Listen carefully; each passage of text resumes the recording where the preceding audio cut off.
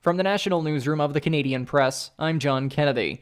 As the Liberals try to reverse their political fortunes with the latest federal budget, Prime Minister Justin Trudeau is dialing up his personal attacks against Conservative leader Pierre Poilievre. During a stop to promote the budget in Oakville, Ontario, Trudeau painted Poilievre as the kind of leader that's going to exacerbate divisions, fears, and polarization in Canada. Polls suggest the Liberal budget released last week has yet to resonate with Canadians.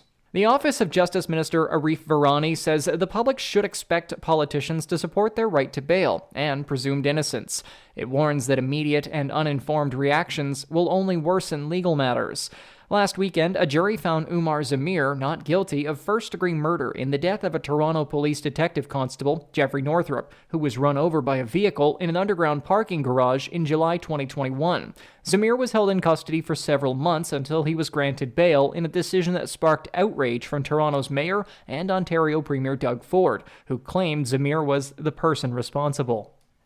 A Manitoba First Nation is suing over chronic flooding that has repeatedly forced evacuations and left homes damaged. Peguis First Nation alleges the federal and Manitoba governments have failed to protect the community north of Winnipeg. Lawyer Brian Moronic says it's time for the government to act. The issue has been studied to death.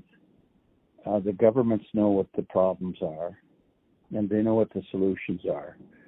And precious little, if anything, has been done. The last major flood in 2022 forced a mass evacuation of the community and damaged homes and water and sewer systems. The statement of claim contains allegations that have not been proven in court, and the defendants have not had time to file their statements of defense. The BC Wildfire Service has placed a 5-month fire ban in place for several communities in the interior region due to an early start of the wildfire season. The ban on Category 3 fires starts May 3rd and will prohibit people from burning 3 or more fires on a property at any time, or any single fire burning taller than 2 meters or wider than 3 meters. Much of BC is facing drought conditions, and fire officials worry that another challenging season may be on the way. After last year, they saw a record destruction across the province. U.S. officials say Ukraine, for the first time, has begun using long-range ballistic missiles provided secretly by the United States, bombing a Russian military airfield in Crimea last week, and Russian forces in another occupied area overnight.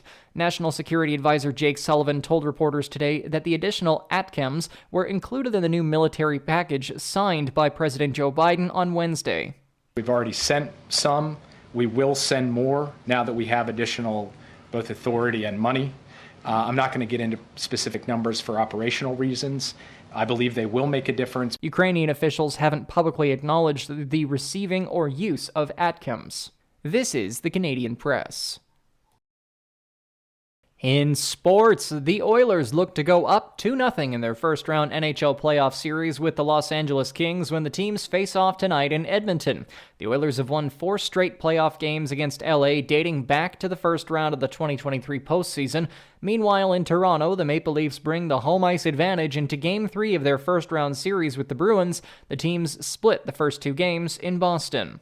The Toronto Blue Jays continue their 4-game series with the Royals in Kansas City tonight. The series is tied at 1 win apiece after KC posted a 3-2 win last night. Yariel Rodriguez starts for Toronto. He did not post a decision in his first major league start, but impressed with 13 strikeouts over 7 2/3 innings. And the CFL has suspended veteran defensive lineman Sean Lemon indefinitely for betting on league games, including one in which he played. Lemon, a 3-time Grey Cup champion, retired on April 10th. From the Canadian Press, I'm John Kennedy. Thanks for listening. Don't forget to follow and subscribe. For more of today's top stories, visit thecanadianpressnews.ca.